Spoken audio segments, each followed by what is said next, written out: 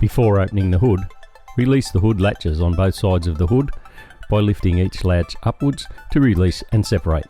Lay the latch back on the quarter guard to ensure it won't foul on the hood while it is being raised. To open the hood, clasp the KW emblem at the top of the grille and pull the hood towards you as you take a step backwards. Keep pulling the hood all the way until the safety mechanism has engaged, preventing the hood from accidentally closing.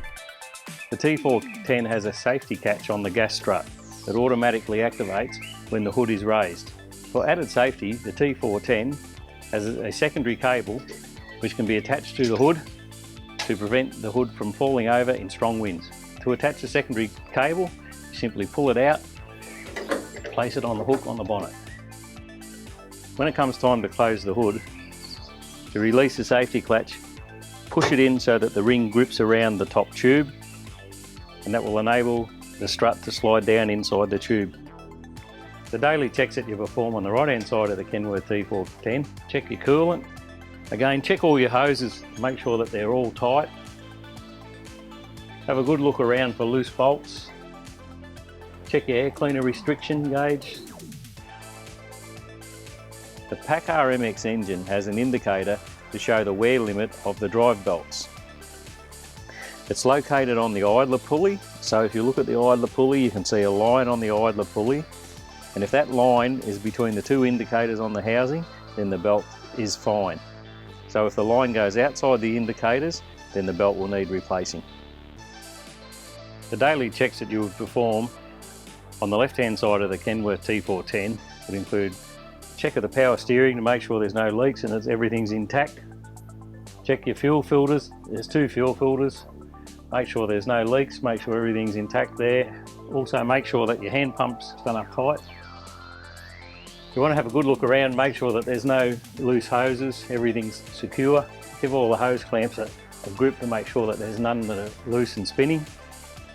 So to check the engine oil, the dipstick's located just inside. Pull the dipstick out, make sure the oil's right. If you do have to top up your oil, the oil filler is located on the left hand side of the block just here, so you don't have to climb up over the engine to fill up through the tappet cover. The MX engine has 2 micro V-belts. Now one of the important things that you want to look for is look for cracks on the inside of the belt in the V to make sure it's not deteriorated. The fresh air filter for the air conditioner on the T410 is located in behind this panel. So to change this filter, you need a T20 torque screwdriver to undo the screw. But first, we're going to take this hose off so we can pull it out, and be mindful of the grease that's on the rubber pad for the hood. Pull the hose out of the way, undo the screw. Don't touch the rubber grease pad. Slide the cover off.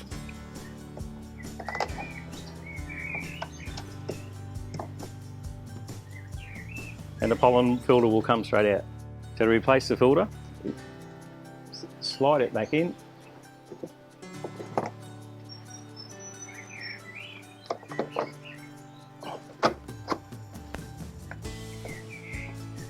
And secure it with the little torque screw. Don't forget to put the hose back on once you're finished.